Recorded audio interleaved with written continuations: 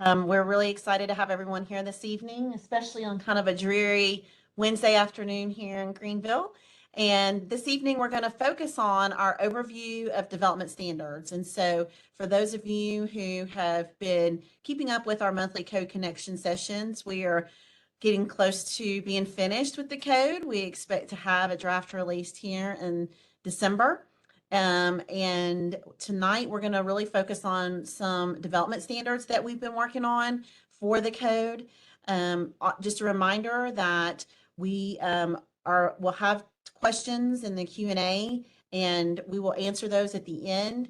I do ask that everyone keep their questions specific to tonight's topic, so that we can make sure that everyone who has questions on the development standards, that we have time to address those prior to our ending time. If you have questions in general about the planning process or about the zoning code and just where we are, or other specific questions, please email us at planning@greenvillesc.gov. That's planning@greenvillesc.gov, and we'll be happy to address those.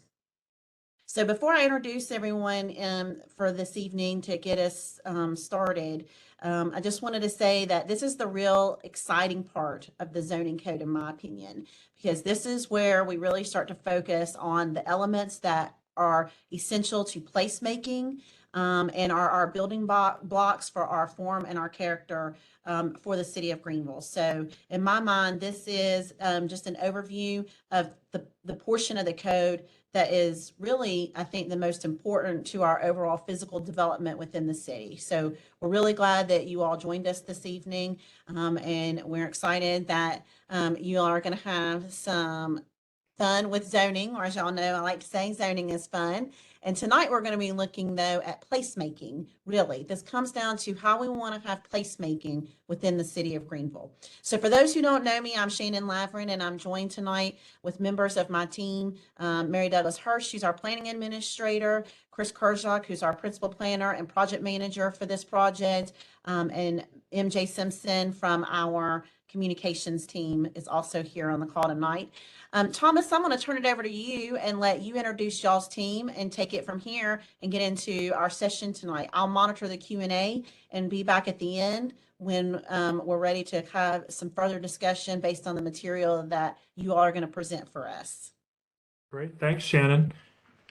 So thanks again for joining us. Again, this is the 10th code connection. We were talking about this earlier. It's hard to believe that we're 10 months into the project with a goal of getting you all a draft code in early December. You know, we're really in the last couple of innings, so we feel like we're kind of getting into the home stretch where, as Shannon noted, we've worked on some districts and use standards, and now we're into development, kind of site planning, placemaking standards. So this should be a good discussion tonight. And for those of you who have been with us, you're kind of following along with the progress of the draft code that we're preparing. So as we get ready for tonight to look at development and site standards, I'd like to introduce Larry Weston from Weston Consulting. He's been with us before, so you probably recognize him. And certainly Christy Dodson from Code Studio, who is really heading up much of the code rewrite. And so we'll lean heavily on her tonight as we go through some of the development standards. And again, I know that Shannon will monitor questions. Certainly feel free to shoot questions over her way as we go through the slides, so that you don't forget if you had a question and we go through a few more. You can go to the next slide, Chris. Tonight we'll probably have, I think we've got around 15, 18 slides that get into some level of detail. We'll try to keep it pretty high level, but again, questions, shoot them over to Shannon and we'll certainly answer them at the end. You guys have seen this slide before. This is where we are in the schedule. So as you see, we're in early mid-October. So our goal is to get the administration and process standards finalized toward the end of this month, early November. At that point, it's really compiling the entire code for a draft release in early December. After that point, we'll go into public hearings and review. That gives a significant amount of time, most of December, January, February, and March for you, the public, to review the code, provide comments, input for staff, for designers, anybody who uses the code, which can be anybody in the community, residents alike, certainly to provide input. So we have allowed for a significant amount of time for that input for public hearing adoption. So at the last couple of meetings, we started to look into districts and uses in the development code. You can go down to the next slide. At that prior meeting, we really took a pretty in-depth look at prior plans, how they play a role in helping us understand what the right uses are for a district, and also taking a look at prior plans, not only to inform the code, but to help us prepare the character development plans that were prepared for the 5 areas that are the representative districts for this code. At that prior meeting, we also looked at zoning districts. As you can see here, we've got the table of various zoning districts, the draft zoning districts that we're looking at, everything from house and neighborhood scale all the way up to commercial, mixed use, industrial, and special uses. So all of those have a geography, have a district allocation on a map. So as we continue to finalize that map, these are the districts that we're using to help us understand geographic allocation throughout the community. But tonight, if you go to the next slide, you'll see that we're going to jump into standards, but I wanted to this is a little bit of a step back, show a slide that starts to give an illustrative example of how the code might look. And as you can see here, what you're typically accustomed to with the LMO, the Land Management Ordinance, is really more of a text document with very few graphics. The new code will be one that incorporates graphics with dimensional allocations indicated on those graphics, hopefully making it not only easy for designers and architects, landscape architects, engineers to use, but for the public alike. And so this one's kind of a step back to show you that. You can go to the next slide. As we move forward, Shannon kind of framed this pretty well. This is really about development standards, kind of site planning standards, placemaking standards, how we allocate, how we regulate, how we set standards for site plans for new developments as they're presented to the planning department, ultimately the planning commission, and the city council for review. And so this is a draft. This is some work that was recently submitted for review with staff. And so if you go to the next slide, I'll probably turn this over to Christy to kind of set up the framework, kind of the outline, and then walk through maybe 10 or 15 slides that give you guys a sneak peek at how this is actually framing up. Christy? Thanks, Thomas. And just to reiterate, we're going to be trying to go through this. We're at the point now where in all of our previous meetings, we've talked about the comprehensive plan and the policy goals that were adopted, these ideas of affordable housing, of open space, of mobility and transportation. So, those visions and goals were adopted at the policy level. And so, we've been talking about how this code is going to implement those. And we're sort of one level deeper at this point in the implementation and sort of living in that technical world of zoning and development regulations. So I'm going to rely a bit on Thomas and Larry to keep me going in the weeds too much. But we are at the point where it is sort of necessary to sort of dive down in the weediness of zoning. And so what I really want to talk about is how this idea of placemaking gets integrated at a technical level. So we have these policy goals and these visions that we've talked about all throughout this process of walkability, of going to a more urban code. And this is really where the rubber hits the road, and how we're implementing that at a technical level. So in the previous conversations, we talked a bit about the districts and the uses and, understanding what those different zoning districts mean, what the pages and those metrics are going to look like, and the rules that are really talking about how you can build a building and what that building can be used for. And what we're talking about today are sort of the pieces that wrap around that building. How does that building interact with the public realm? And that really is that placemaking piece. And so when we talk about development standards, these are all standards that have to do with things like block sizes. How do we talk about and think about block sizes, or streets, including streetscapes. And then things like multimodal access. You know, we want to think about things like how a pedestrian would move from the sidewalk to the front door of a building, or what kind of accommodations we're making for bicycles and bicycle parking, which of course means we're going to be thinking about things like vehicular parking and where is that located on site? How does that get treated, and the design of, you know, how parking would sit adjacent to a building or adjacent to a sidewalk. So we'll go and, you know, talk a little bit about that as well. Transitions, you know, that's a big thing that's important for Greenville, of how these different districts, when they transition in scale and intensity, what are the rules around that, and how do we talk about that both from a bulk and massing perspective, but also from a, you know, landscaping and fences, things like that. So we'll get into that a bit, as well as, you know, some rules around fences, how tall they can be. This section also covers things like landscaping standards. You know, what do we mean when we say a street tree or a canopy tree or an understory tree? How frequent can those plantings happen? And you know, thinking about the health of a tree and planting that in a way that makes sense. We'll also touch on signs a bit. You know, signs are also a part of the sort of site and the development. We want to, this is where those regulations live, as well as lighting. So we're thinking about implementing best practices for things like dark skies, you know, there's environmental impacts. So it's a pretty broad umbrella when we say development standards, but the way that we think about that is, you know, as someone that maybe owns property or is planning a site plan, you know, maybe you're an architect or an engineer or a developer, just a property owner. You know, we organize this in a way to say, you know, the rules of the district give you the idea of where your building can go and how big that building can be. And then when you get into the site planning, that this is all the elements that need to happen on your site. So that's how this section is organized. So that's an overview. You know, we won't talk about all of these things tonight, but do just want to give everybody an idea of what would be encompassed in this section.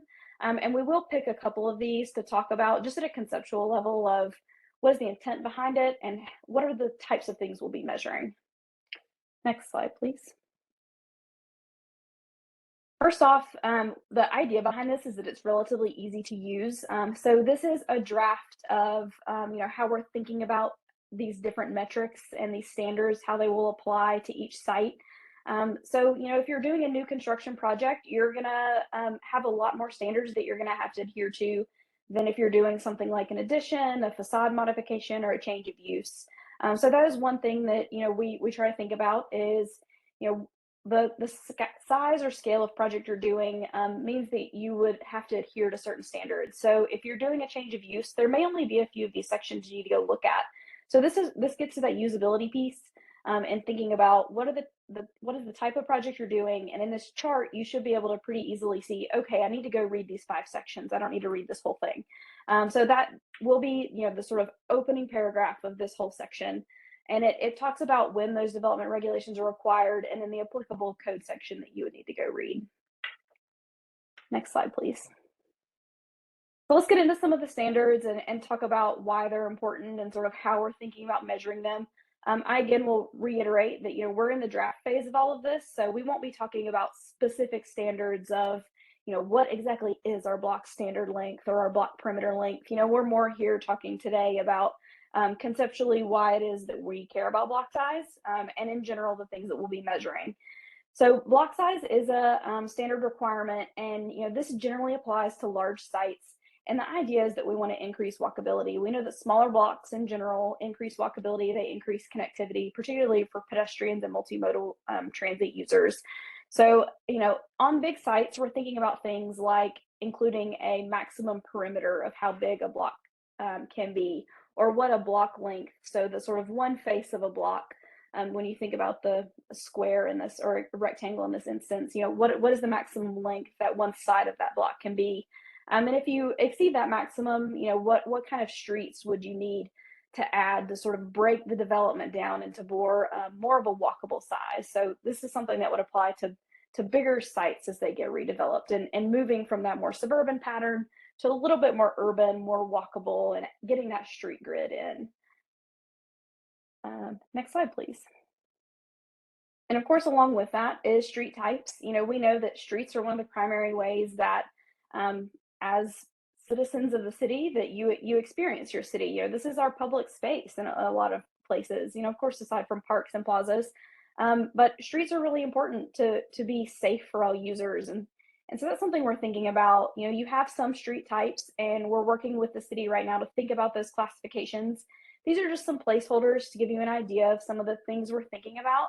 But one of the key things we're considering is the idea that street requirements will be the same for public and private streets. And the idea is that, as a user of that street, it shouldn't necessarily be obvious whether this is a city-owned street or it's a private street. It should sort of look and feel the same. And the ownership of who actually controls that shouldn't necessarily be obvious. And frankly, it's because that often changes over time. Sometimes a street is built as a private street and it may become a public street in the future.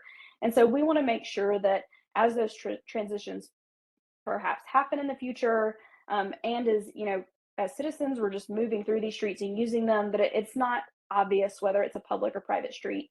And also add that these are all, these are minimum requirements. So if it's a private street, and all of the streets include things like lane widths and streetscapes, so what our street trees look like, or sidewalks, if a development wants to increase any of those to make a really nice, lovely sidewalk, then as long as you're meeting the minimum, you have the opportunity to do that.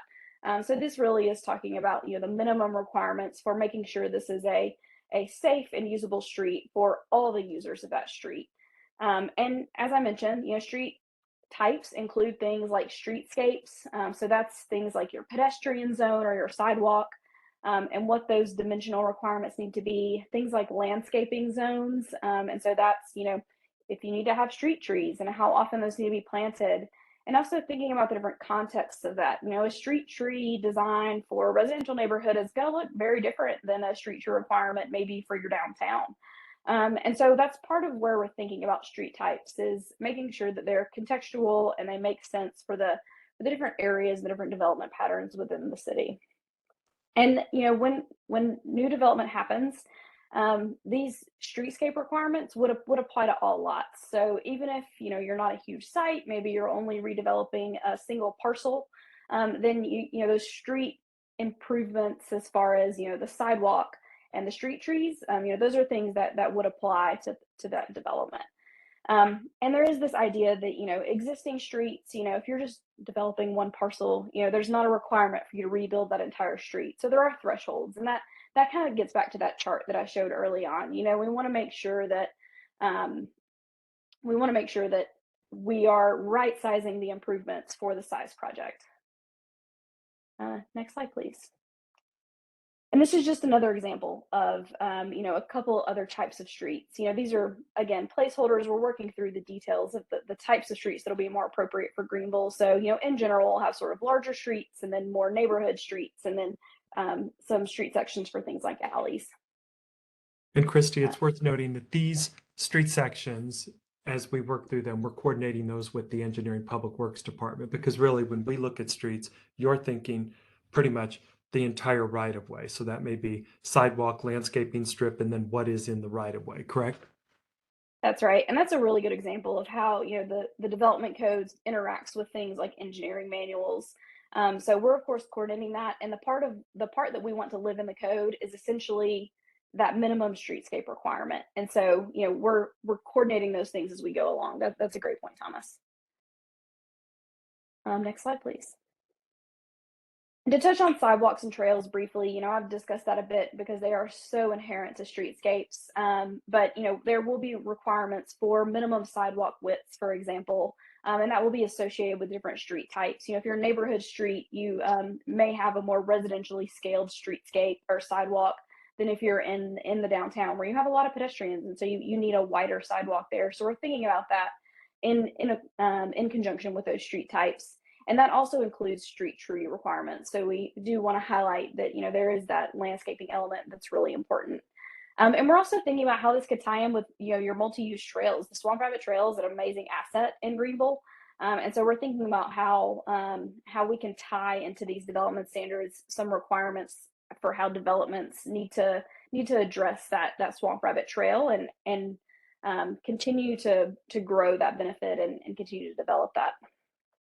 I could just Sorry. piggyback on here. I do think Yeah. it's important. You guys have taken much of the planning work and much of the character development planning work that we've done and pulled it into the code. All too often, plans can't get implemented if you don't codify it, right? And so the Swamp Rabbit Trail Master Plan has been looked at and incorporated into the code, certainly the character development plans and other plans. I think that's an important part of this code creation process. And you kind of noted on here with the SRT, the Swamp Rabbit Trail. Yeah, that's great context, Thomas. Next slide, please. And this is just to highlight, we are also thinking about not just the streetscape, but also that that connection between as you move from the sidewalk to the front door of the building. We have different types of pedestrian access requirements. So if you're in the most urban of areas, the most walkable of areas, your connection type may look like type 1. Those are the most walkable areas, and then the requirement, gets a little bit less, but there still is a requirement for a safe and connected pedestrian path, all the way through, even to the most suburban of development patterns. So those are types of standards we're thinking about. Next slide, please. I do want to touch briefly on bicycle parking, in particular, the idea that there are 2 types of bicycle parking.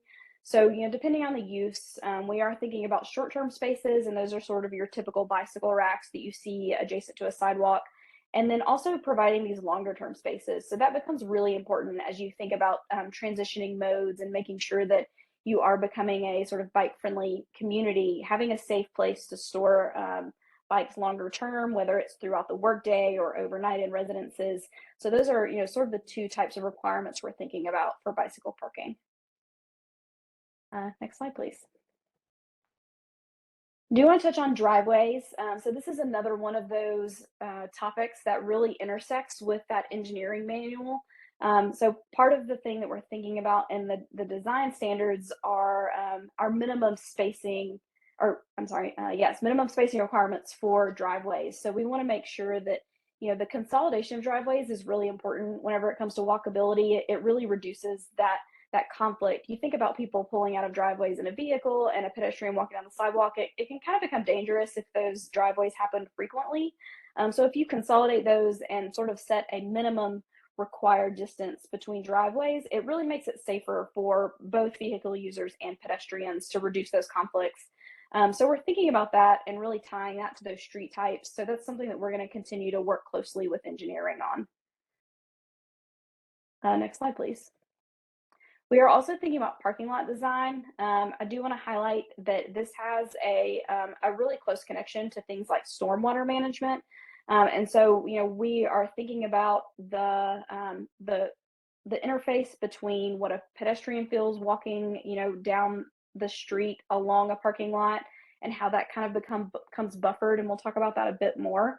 But we also want to think about the interior of the parking lot.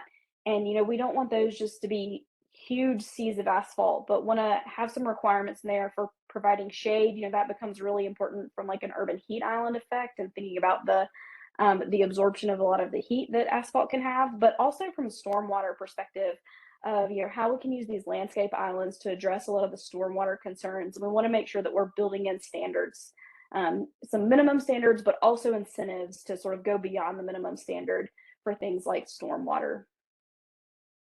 Next slide, please. And this is one of the sort of types of screens, and this will transition us a bit into, talking about sort of vehicle and parking lot design into more of the transitions.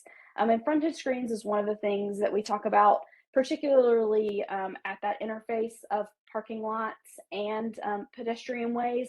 So we generally categorize these frontage screens into low, medium, and high impact. And that really has to do with, what type of space are we screening the sidewalk from? And that's really what this speaks to, is screening the sidewalk from uses that may be happening on that property. So something like an outdoor storage or a loading area, that's a pretty high impact. And so we have sort of a set of screens and requirements for those higher impact areas. And then we have another set of requirements for things like drive-throughs or parking areas or vehicle sales, car dealerships, and some screening or some frontage screen requirements for those. And in general, both the low impact frontage screens and the high impact frontage screens, there's actually a couple different options for providing a fence and some landscaping, or if you have a little bit more space, maybe you provide just a lot more landscaping, but you don't have to provide a fence. So we do try to build in, something we've been talking about all along is this idea of flexibility, because you have some sites in Greenville that are really big and they can provide that sort of extra landscaping, they can provide that extra screening depth, but then you have others that are quite small, and so we want to be able to sort of accommodate both ends of that spectrum, and allowing for a couple different ways to meet a low impact screen, for example, helps accommodate those different lot sizes and those sort of configuration issues that may happen when you get on smaller lots. So that is also something we're thinking about in these instances. Next slide, please. So just to close the loop on frontage screens, showing an example of a medium or a moderate impact frontage screen. And so, that's having a required fence, for example, and some landscaping requirements to sort of buffer that moderate impact, and then all the way up to the higher impact. And you'll notice, particularly when you sort of look between these two, even just the images themselves, we're talking about the intent of the sort of types of places we're wanting to screen, and also what that screening could entail. So things like, a fence and some landscaping, and that may be a little bit more shallow in the moderate areas, but when you get to the higher impact, we want that screen to be a little bit deeper. So we are thinking about, the impact of the sidewalk and that use, and making sure that the sort of depth of the screen is appropriate for the impact that it may cause. Next slide, please. Transitions are a really big deal, and I wanted to highlight a couple of things on transitions specifically. You'll notice that those sort of little diagrams that are a bit minimized on the left-hand side. They look a little bit similar to frontage screens, right? But transitions really, frontage screens talk about the property to the sidewalk, that sort of public realm interface. Transitions really happen between property lines. So between shared properties, think about sort of your next door neighbor. And what we're thinking about is on that common lot line, things like transitions in density or transitions in scale or uses of buildings. And we want to make sure that we have some accommodations for that. So we have also grouped these in sort of low impact, medium impact, and high impact.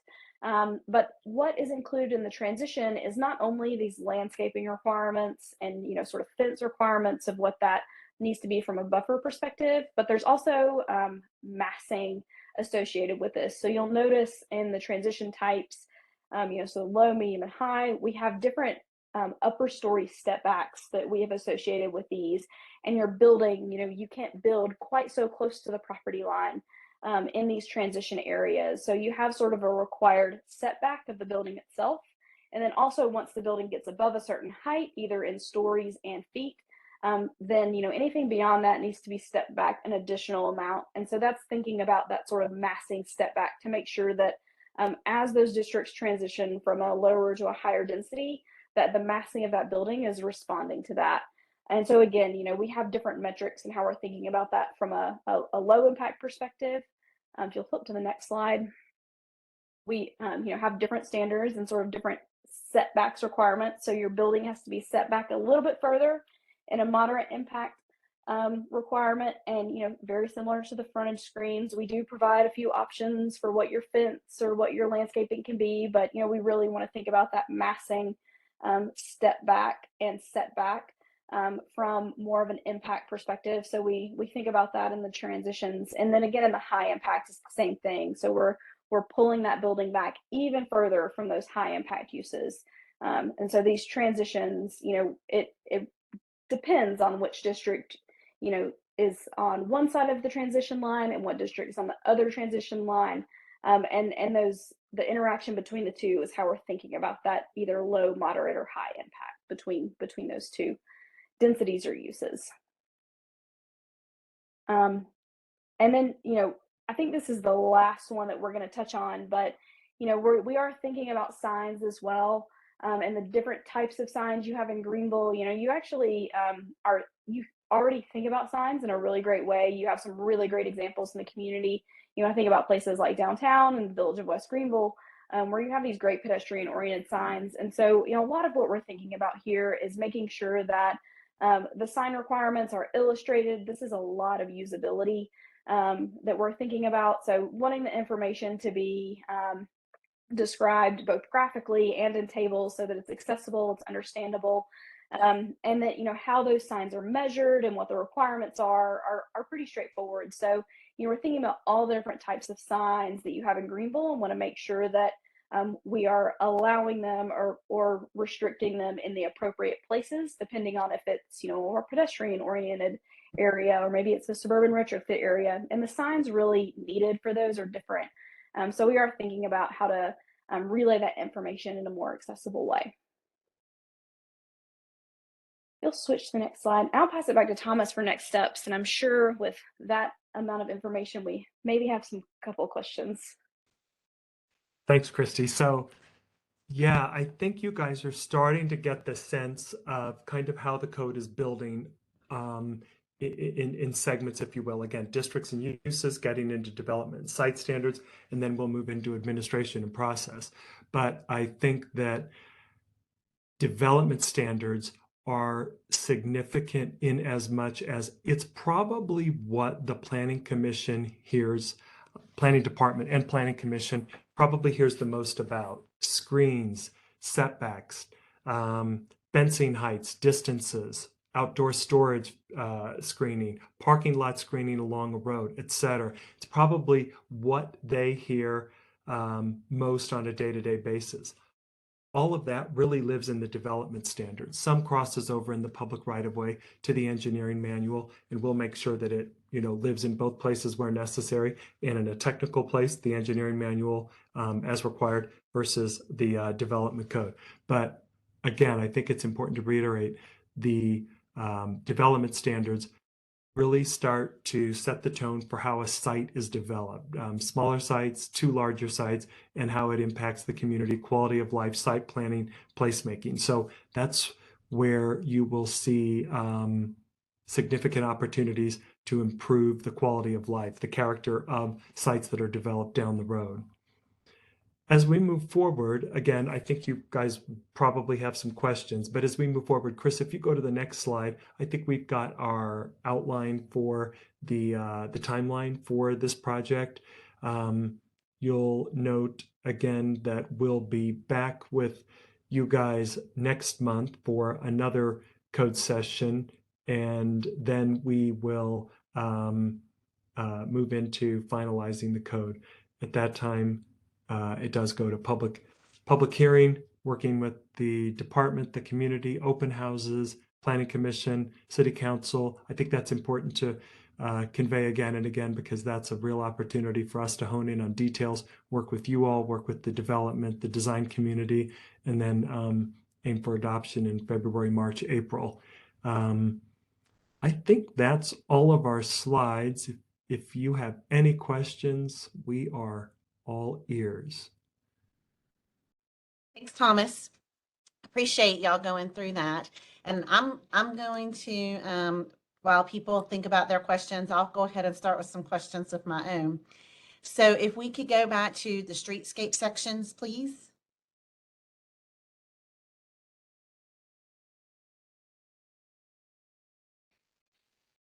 So Christy, we talked a little bit about, no, I'm talking about the actual street, the street There are segments. a I'm few sorry. before this one, Chris. There you go. There you go. So we talked today about some of the engineering and design specs, but would you mind also talking about how the changes to the International Fire Code may also have some bearing on how these actually play out with the final design? A lot of times I think people don't realize that there are things that are in the zoning code, but there are also things that are in things like our International Fire Code that could be a conflict. So do you mind addressing that here in with the group this evening? Christy, you're on mute, actually. Thank you. It's a great question, and that's really part of this whole collaborative process. Is as we're thinking about street types, and this is part of the process that threads the needle between blocks and lots, and how deep are those lots, and what does the street need to look like that sort of gets into the back of those different blocks and properties, And really that from a fire code perspective, there's obvious life safety reasons why a fire truck would need to be able to access the back of that property. And so part of what we will be working through, in the coming weeks with the fire department as well as with the engineering team are thinking about those exact issues. At what point, at what depth does there need to be, not just a driveway, but an actual access point for the fire truck to drive onto the property? Kind of a rule of thumb is 150 feet deep. Once you're beyond that, that's sort of beyond the stretch of what a typical fire hose can reach. And so a fire truck needs to be able to actually drive onto the property if there were to be a fire. And so that's part of what we're thinking about. And it's part of that balance of, as you get some infill development for things like townhomes. And we know that, in general, sort of more narrow streets are nice for traffic calming. It sort of slows the traffic down a bit, which does help with, it actually helps with traffic. It moves people through a little bit more slowly, but more efficiently. It also helps with pedestrian safety, so it's really striking that balance of wanting to make sure that we get the narrow streets that help accommodate that safety factor for all the street users, but also can accommodate the access the fire truck needs. So it's always a big point of coordination. And so we'll really be working through that in the coming weeks. Thank you. So I did have one question that we'll go ahead and ask. Unfortunately, Jen had to leave, but probably will watch the recording later. So I wanted to go ahead and ask the question about when is the discussion on the transformation of current zoning to the new zoning? Will this be after the adoption period? For example, we are C3, but residential on a major corridor. What would be our final zoning code? Thomas or Christy or Larry, do one of y'all want to take that? Yeah, I can jump in real quickly. So as we work through mapping and laying out the districts and district boundaries, that is something that we will try to finalize in draft form, for the December release of the draft development code. So that will not be, those designations at that point will just be draft designations, draft boundaries for zoning districts. As we vet that map, as we vet the development code through the public process with, again, public outreach, the city council, the planning commission, planning department staff, etc., we'll likely tweak those boundaries. We'll tweak various things, metrics within the code itself. Nothing will be finalized until the council adopts in March or April. At that point, then the new code, the new mapping would be vested. But prior to that point, your existing zoning is your vested current zoning right now until the new development code with the associated zoning map is adopted.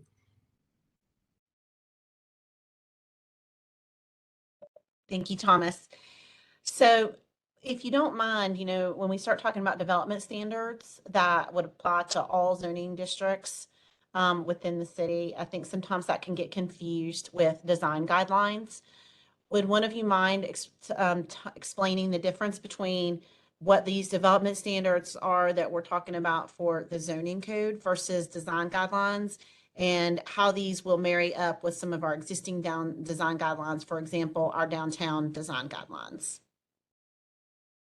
Sure. I guess probably the easiest way to think about it is that development standards that we're walking through tonight are standards that are really applicable to the site itself. They don't address structures or architecture, colors, building materials, fenestration, etc. Pitch of roofs, things like that aren't really addressed within the development standards that we've outlined tonight. These are really looking at site planning and placement of driveways, parking lots, screens, buildings, step backs, etc.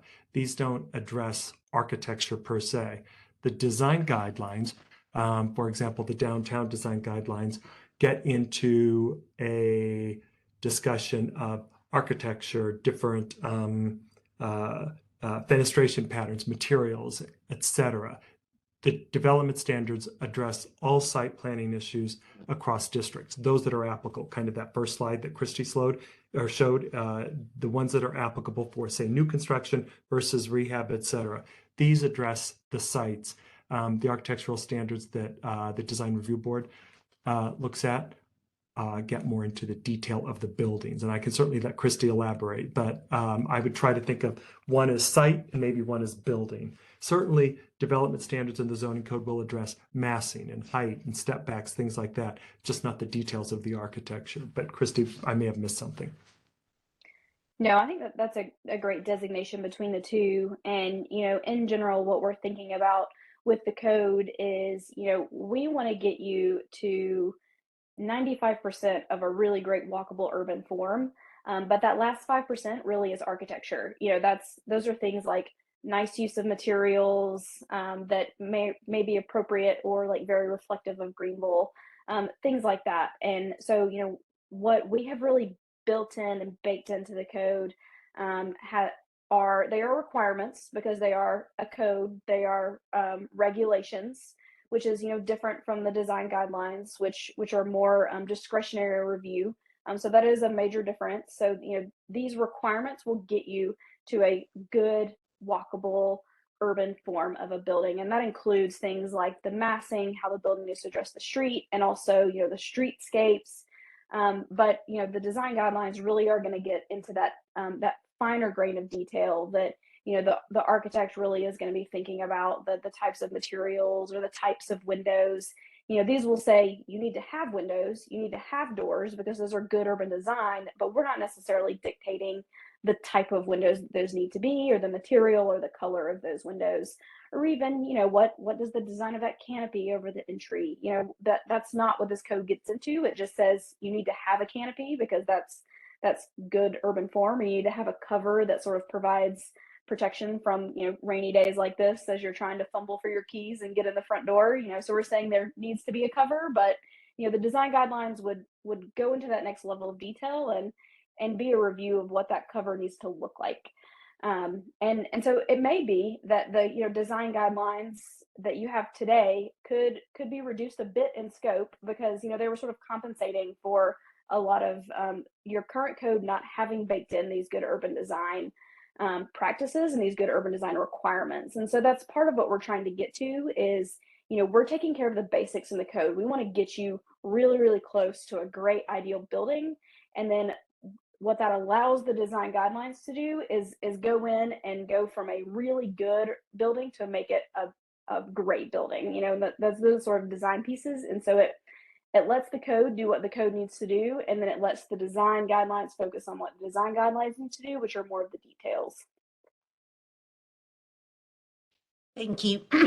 So one of the things that people may have noticed this evening when they're going through the different items that y'all selected to talk about is that we didn't really go into traffic access management.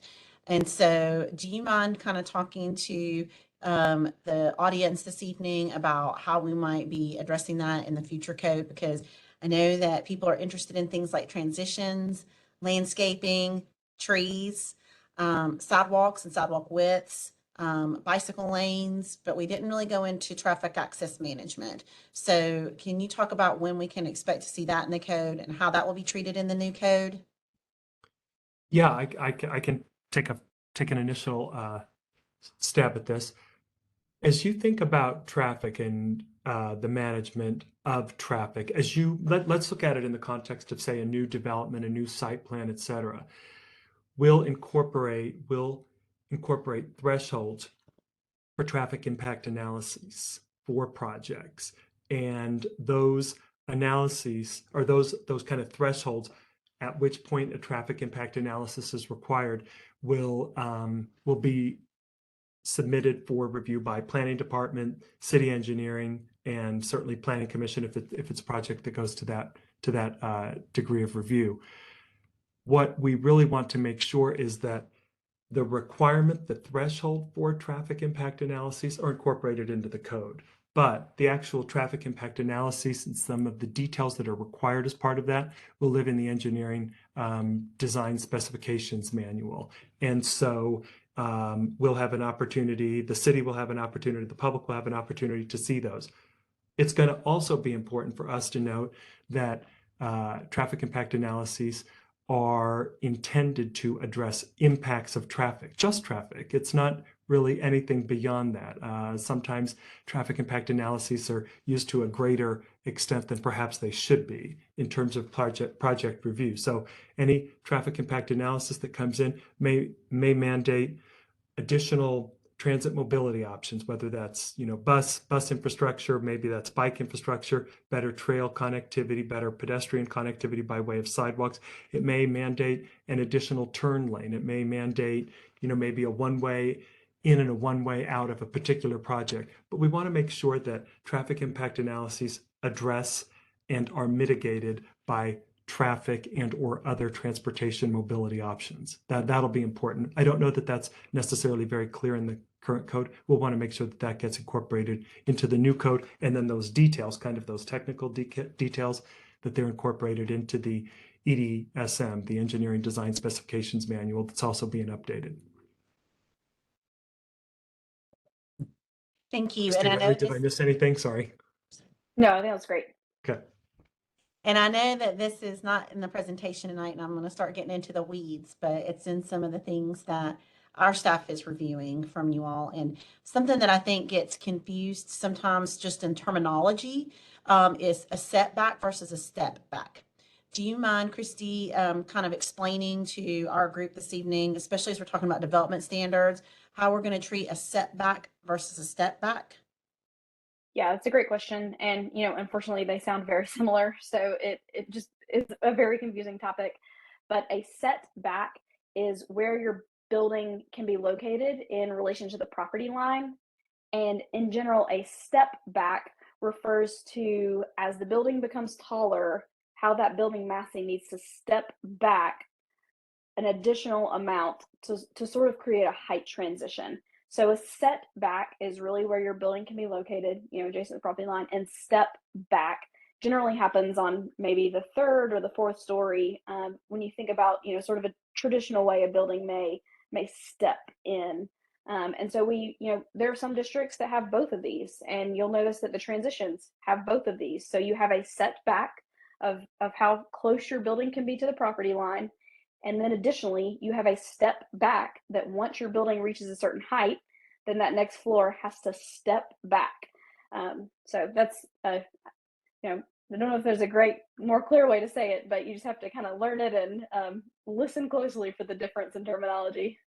Sometimes you could think of a step back as kind of that wedding cake transition in the actual building, the structure, kind of stepping back. Mm-hmm. Thank you. When we look at the pedestrian zones, and I think that we don't currently call those out in our current land management ordinance. You only see that really in our downtown design guidelines. And even then, I don't think it's necessarily called a pedestrian zone. I think it's called the pedestrian realm. But talk a little bit more about the pedestrian zones and also what you feel is a minimum width space that is needed for a pedestrian zone to be successful. Christy, do you want to take that one or want me to? Sure. I can start. And, we really talk about the streetscape in two elements. We have the pedestrian zone, which is mostly your sidewalk zone, and then your landscape zone. And that's where your trees, your street furniture, your street lights, things like that sort of happen. And that's, closer to the street. And your pedestrian zone, the landscape zone sort of protects your pedestrian zone. And so really that question of what is a minimum acceptable width, it really depends on the context. As far as in residential areas, you generally are going to have less foot traffic. We will get down to 5 feet sometimes, but we really like to see 6 feet as a minimum of that sidewalk. And really we think about that as some people being able to pass each other comfortably. Particularly when you think about people walking dogs or with a baby stroller, we just want to make sure that there's enough space that it gives people the opportunity to pass comfortably.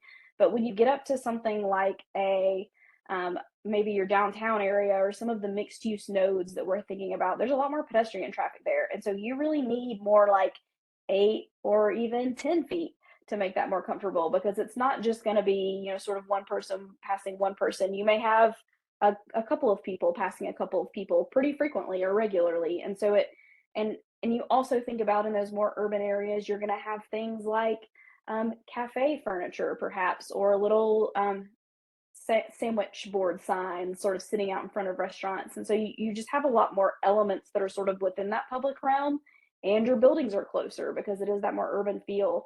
And so it really depends on context, but we generally use sort of 6 feet for the residential areas and 8 feet and larger for the more mixed use areas as a baseline starting point. And Shannon, that's an interesting question, because as we're currently looking at street typologies, Christy kind of noted this, as we look at different streets, different contexts, different widths may be applicable, right? But it's interesting, we've heard from a number of people in the North Lawrence Road corridor, for example, that, some of those sidewalks are only 4 and 5 feet wide. They're right up against the curb on the road. It feels unsafe. They're right. It does feel unsafe, right? And so we have heard from many people, it's important to them that they have the landscape buffer, which kind of gives that feeling of protection, along with street trees or street lights, different furniture, and a wider sidewalk. And I think the current recommendations per the Lawrence Road planning is 8-foot wide sidewalks, which starts to make sense. That gives some comfort, but it's also important that that landscaping zone is equivalent or greater as well, to keep people separated from cars that are moving at a pretty good speed along that area. So street typology does matter.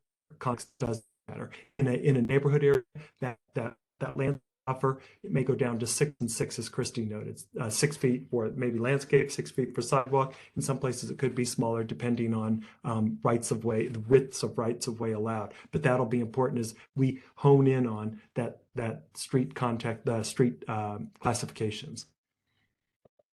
You're right. We are doing 8-foot sidewalks now along Lawrence Road where we have the opportunity. And the city started doing that a couple of years ago because of those very comments, but trying to incorporate that into the code, and having that as part of the street topology is important. I was walking Stone Avenue this afternoon and the sidewalk there, and there are parts of it that do not feel very safe. And I've walked that sidewalk many times, but I'm out there looking at a project and I'm like, yeah, I'm right up against the street with really no true pedestrian zone or a landscape zone. So I think that as we move forward, what we're trying to do is to put more emphasis on that pedestrian zone, and really provide a wider pedestrian zone area, because it does provide not only for the more comfort. I really do think that it plays into the urban landscape that we're trying to create, especially along our corridors.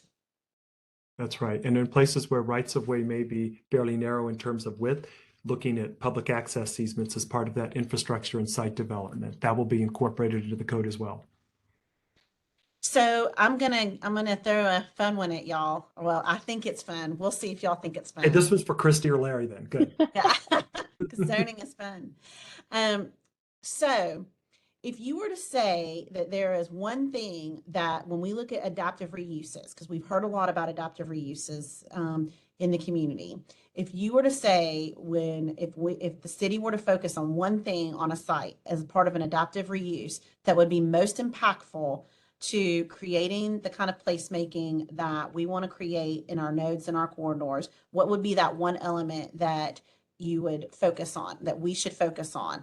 Is it parking? Is it landscaping? Is it pedestrian zone?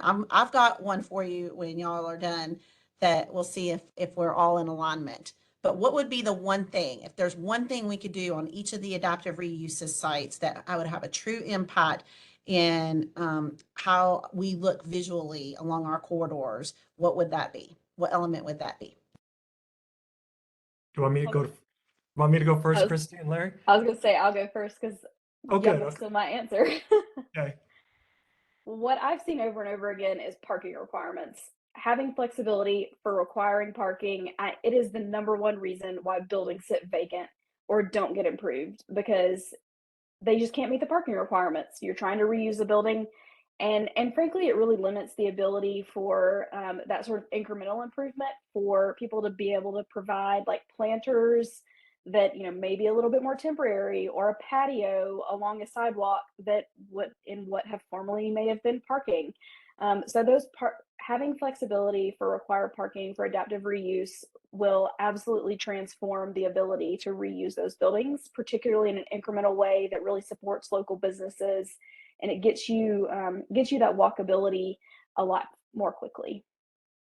I agree. It's parking. I would go one step further. I think it's the flexibility to reduce parking standards to get the screening in that you kind of outlined earlier tonight, Christy. I think that screening starting to delineate that space and separate parking from, say, if a parking lot comes right up against a sidewalk, then the sidewalk is pretty close to the actual curb, the actual street. I think creating that separation to allow for some landscaping and screening, which could also serve as bioswales for stormwater retention. I think getting that delineation of space is important in adaptive reuse if you're keeping the existing building. Yeah. Okay, we're hearing you. All right, I Larry. agree with I agree with both of my colleagues on those points as far as visual impact is concerned. I just don't want us to forget affordable housing when we talk about adaptive reuse. That is a possible adaptive reuse that we should keep in mind, because we're going to need to get every single affordable housing unit that we can get. Yeah. Okay, and Charles, are you gonna wade into this conversation or leave it No, to? I'm gonna let everybody speak. They had great answers.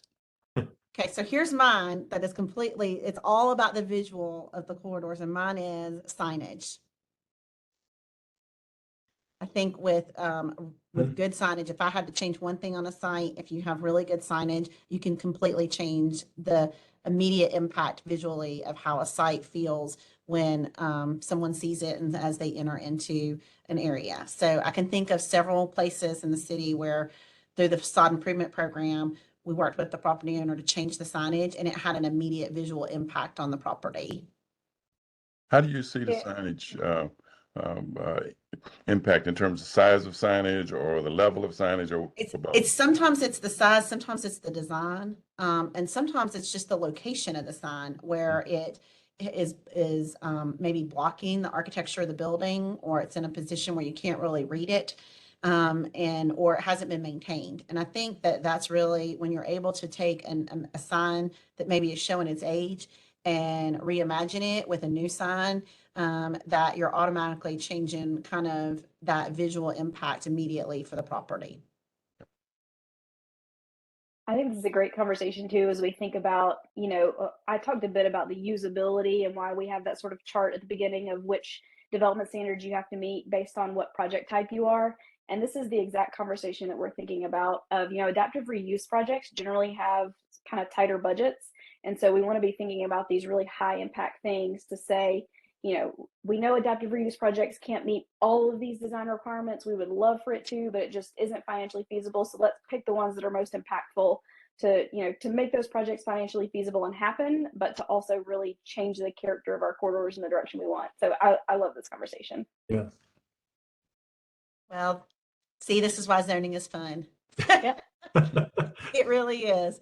And with that, we don't have any other questions, and we're at 6 p.m. So it's fun to talk about planning and what everybody would think is the one thing. So we know what to focus on when we start looking at adaptive reuses. What are important, and what are things maybe we can be more flexible on so that we don't see buildings sitting vacant on our corridors. And I think that that's really important. We've heard that a lot, is that we want to have people reuse our existing building stock. So what can we do through our codes to encourage that adaptive reuse? And I think parking and signs are both extremely critical to that, and making sure that we're being as flexible as we can so that we start to see those buildings reimagined.